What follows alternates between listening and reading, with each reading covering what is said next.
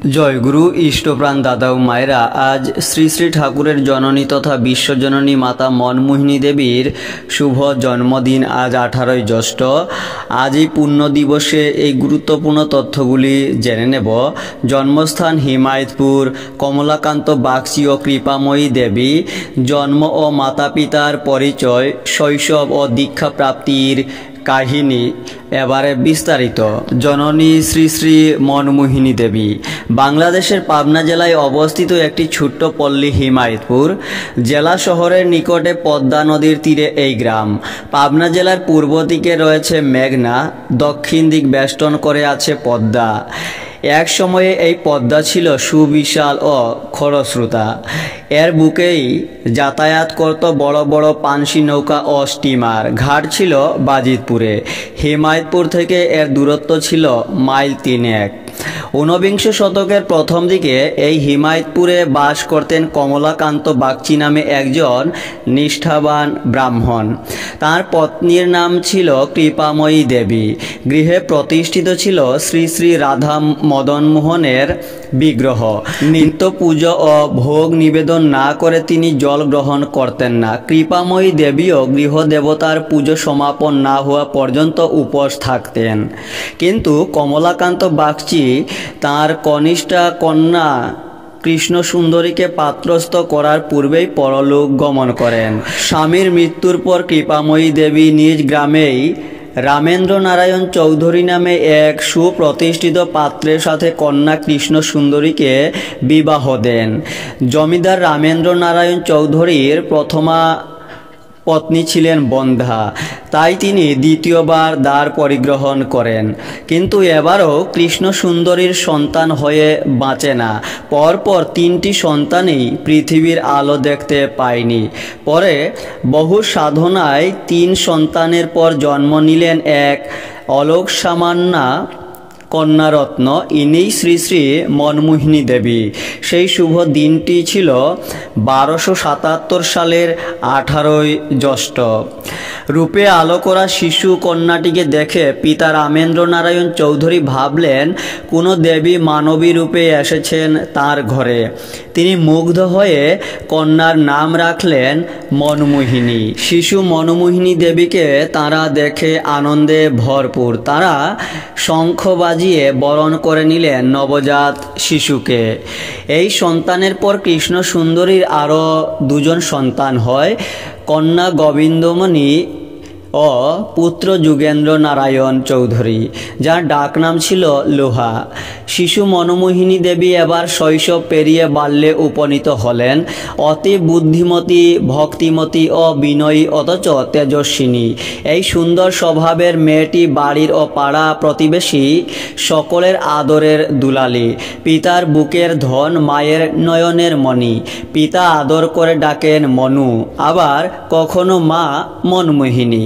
তিনি নিজেই কাছে বসিয়ে লেখাপড়া শেখান কন্যাকে। কন্যার বুদ্ধি, মেধা ও স্মৃতিশক্তি দেখে অবাক হন তিনি। বাংলা, ইংরেজি, সংস্কৃত, অঙ্ক সবই শিখতে শুরু করেন মনমোহিনী।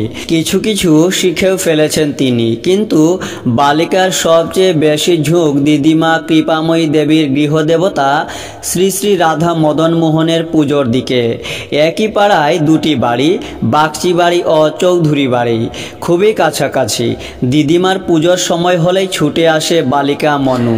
কাছে বসে পুজো করা দেখে এক মনে চুপ করে শান্ত মনে বসে থাকে মনু। মনু এখন বছর 8-এর মেয়ে। ঠাকুমার জন্য ফুল তুলে আনেন ও মালা গাঁথেন। দিদিমাকে পুজোর কাজে সাহায্য করেন। কৃপাময়ী দেবীও আদরের নাতনিটিকে সাথী করে নিয়েছেন পুজোর কাজে। সময় সময় মনু স্নান, আহার, এমনকি রাত্রি যাপনও করেন দিদিমার সাথে। ক্রমে ভক্তিমতী বালিকার অন্তরে ভক্তির বীজ অঙ্কুরিত হতে থাকে। একদিন বালিকা বলেন, দিদিমা দাও না, আমি রাধা মদনমোহনের পুজো করি। তুমি বসে দেখো আমি কেমন সুন্দর পুজো করতে পারি। দিদিমা বললেন, তুমি তো দীক্ষা নাওনি বোনটি। দীক্ষা গ্রহণ না করলে যে পুজো করার অধিকারী হওয়া যায় না। এবার বালিকা মনু দীক্ষা নেবার জন্য ব্যাকুল হয়ে ওঠেন। পিতার কাছে নিত্য চলতে থাকে অনুরোধ, বাবা আমি দীক্ষা নেব। দিদিমা বলেছেন দীক্ষা না নিলে ঠাকুর পূজা করা যায় না। কন্যা ব্যাকুলতা দেখে পিতা গ্রামের পণ্ডিত ভগবান শিরোমণি মশাইকে ডেকে পাঠালেন। পণ্ডিত মশাই এলেন।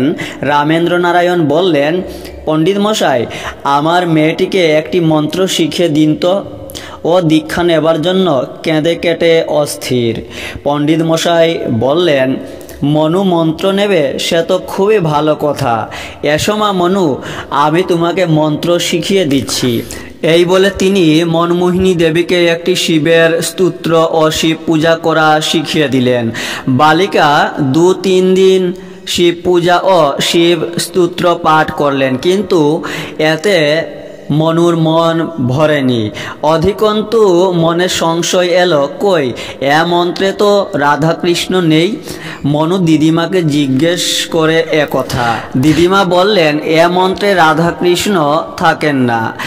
কথা শুনে মনুর চোখের পাতা দুটি ভিজে ওঠে। পিতার কাছে যেয়ে মনু বললেন, বাবা এ মন্ত্র ভালো নয়, এতে রাধা নামও নেই, কৃষ্ণ নামও নেই। আমায় রাধা কৃষ্ণ বা হরিযুক্ত মন্ত্র শিখিয়ে দাও। পিতা সস্নেহে কন্যার 2 চোখ মুছিয়ে দিয়ে বললেন, মা তুমি যে মন্ত্র চাইছো তা মানুষের কাছে পাওয়া যায় না। রাধা মদন মোহনের কাছে আকুলভাবে প্রার্থনা জানাতে পারলে তিনি তোমাকে দীক্ষা দেবেন, তোমার মনোবাসনা তিনি পূর্ণ করবেন। তখন থেকে বালিকা রাধা মদন মোহনের কাছে দীক্ষা পাওয়ার জন্য আকুলভাবে প্রার্থনা জানাতে থাকেন।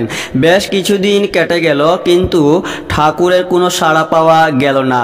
এরপর বালিকা পিতার কাছে জানতে পারেন ঠাকুর স্বপ্নে মানুষের বেশে এসে মন্ত্র দেন। বালিকা সে কথা গভীরভাবে বিশ্বাস করলেন।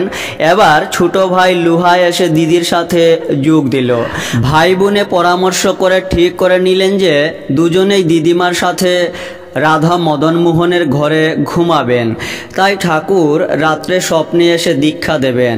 লুহা ও মনু রাত্রে ঠাকুর ঘরে থাকেন।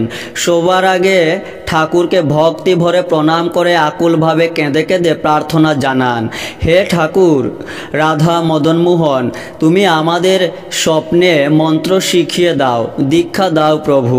এইভাবে রোজ রোজ কেঁদে প্রার্থনা জানিয়ে ওরা ঘুমিয়ে পড়েন। কিন্তু 1 মাস কেটে গেল, ঠাকুর এসে দীক্ষা দিলেন না। এবার মনু পিতাকে বললেন, কই বাবা কিছুই তো হলো না, ঠাকুর তো আমাকে দীক্ষা দিলেন না। কন্যাকে সান্ত্বনা দেওয়ার উদ্দেশ্যে পিতা বললেন, মা রাত্রে যে ঠাকুর শয়ানে থাকেন, মন্ত্র দেবেন কি করে? সেই দিন রাত্রে আবার 2 ভাই বোনে ঠাকুর ঘরে শুতে গেলেন। মনমোহিনী দেবী রাধা মদন মোহনকে সর্বান্তকরণে বলতে থাকেন, হে ঠাকুর তুমি আমায় দীক্ষা দাও। দিদিমা কত সুন্দর তোমার পুজো করে, আমি তো পারি না। আমার যে তোমার পুজো করতে কত ইচ্ছে করে, কেন ঠাকুর তুমি এত দেরি করছো কেন? বলতে বলতে মনমোহিনী দেবী খুব কাঁদছেন। এভাবে আকুল ক্রন্দনে প্রার্থনা জানাতে জানাতে অনেক রাত হয়ে গেছে। দিদিমা ততক্ষণে ঘুমিয়ে পড়েছেন। এবার লুহা ও মনু দুজনে মিলে ঠাকুরকে শয়ান থেকে উঠিয়ে বসিয়ে দিলেন। তারপর তারাও যে শুয়ে পড়লেন। আজ স্বপ্নে মন্ত্র দেবেনই এই বিশ্বাস নিয়ে ঘুমিয়ে পড়েন মনু। লুহাও দিদির পাশে। রাত্রি শেষে বালিকা মনমোহিনী দেবী স্বপ্নে দেখেন একজন দিব্যকান্তি পুরুষ, মুখে গোঁফদাড়ি, মাথায় টুপি। বলছেন, মনু মন্ত্র নিবি? আয় তোকে মন্ত্র শিখিয়ে দিই। বালিকা মনমোহিনী দেবী বললেন, হ্যাঁ মন্ত্র নেব। আমি যে মন্ত্র পাওয়ার জন্য, দীক্ষা পাওয়ার জন্য কত কাঁদছি, তোমাকে কত ডাকছি, তুমি এত দেরি করলে কেন? দাও আমাকে মন্ত্র শিখিয়ে দাও। দিব্য পুরুষ মনুকে অর্থাৎ মনমোহিনী দেবীকে কানে কানে মন্ত্র শিখিয়ে দিলেন। বললেন, বুঝেছিস তো? হ্যাঁ বুঝেছি ঠাকুর। মন্ত্র জপ করছেন বালিকা। অমনি ঘুম ভেঙে গেল।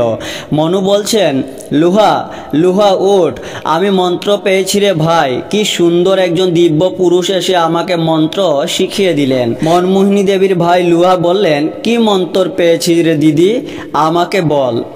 মনু বললেন, আগে চল বাবার কাছে যাই, বাবাকে গিয়ে বলি।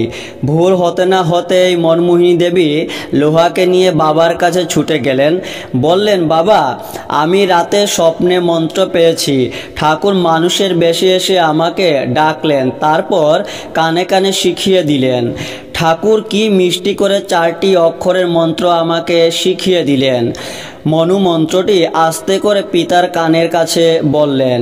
মনমোহিনী দেবীর স্বপ্নে দীক্ষা প্রাপ্তির কথা গ্রাম শুদ্ধ জানাজানি হয়ে গেল। এলেন পণ্ডিত ভগবান শিরোমণি ও দেবনাথ ভট্টাচার্য মশাই। সমস্ত শুনে তারা বললেন, এ নাম তো কোনোদিন শুনিনি, বরং রাধেশ্যাম হতে পারে। মনু বললেন, না গো না, আমি ঠিকই শুনেছি, আমি এই নামই পেয়েছি, জপও করেছি। তবু বারবার পণ্ডিতদের মুখে একই কথা শুনতে শুনতে মনুর মনে সংশয় জাগে, প্রশ্ন জাগে মনে, তবে কি আমি ভুল শুনেছি? চোখ দুটি জলে ভরে উঠে মনুর। মনু ভাবেন, ঠিক আছে, রাধেশ্যাম নামটাই জপ করে দেখি কি হয়। কয়েকদিন জপ করার পর আর ভালো লাগে না। মনে ভাবেন, না, আমি যে নাম পেয়েছি তা রাধেশ্যাম নয়। কন্যার এই সংশয় ভাব দেখে পিতা বললেন, মা, তুমি যে নাম পেয়েছো বলে তোমার বিশ্বাস, তুমি সেই নামই জপ করতে থাকো, অপরের কথায় কি হবে?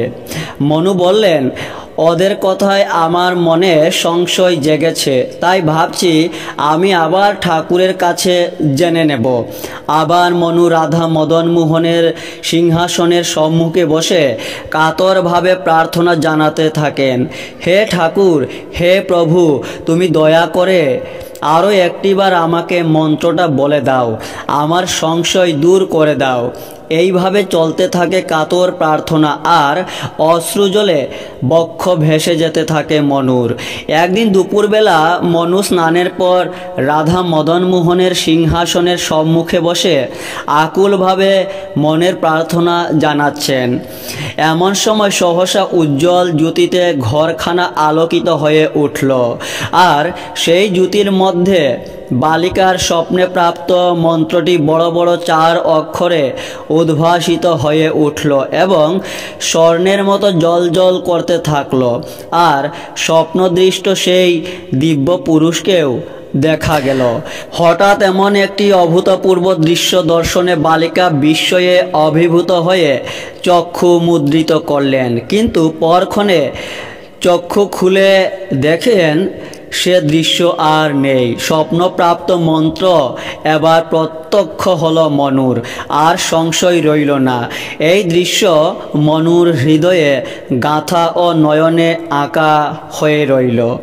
আনন্দে তিনি ছুটে গেলেন পিতার কাছে এবং সবিস্তারে বর্ণনা করলেন অলৌকিক ঘটনার কথা। কন্যার সমস্ত কথা শুনে পিতা বললেন, যে জ্যোতির্ময় মহাপুরুষের মূর্তি তুমি দর্শন করেছ, তিনি হলেন তোমার গুরুদেব। আর 4টি বড় বড় অক্ষরে লেখা যে মন্ত্র তুমি প্রত্যক্ষ করেছ, তা হচ্ছে তোমার দীক্ষা মন্ত্র। আজ থেকে তুমি এই মন্ত্র জপ করবে আর এই মূর্তি ধ্যান করবে। তখন থেকে মনমোহিনী দেবীর মনে সর্বক্ষণ উদ্ভাসিত হয়ে ওঠে ওই দিব্য পুরুষের ছবি, আর সর্বক্ষণ চলতে থাকে প্রাপ্ত সৎনাম। এই সময় বালিকা মনমোহিনী দেবীর বয়স ছিল মাত্র 8 বছর। মনুর এরূপ প্রাপ্তির ঘটনা শুনে পরমা ভক্তিমতী কৃপাময়ীও বিস্মিত হন। তখন থেকে মনুকে সকলে অত্যন্ত শ্রদ্ধার চোখে দেখেন। পুণ্য দিবসে এই বিশেষ নিবেদনটি আপনারাও শেয়ার করতে পারেন, লাইক কমেন্ট করবেন। জয় গুরু।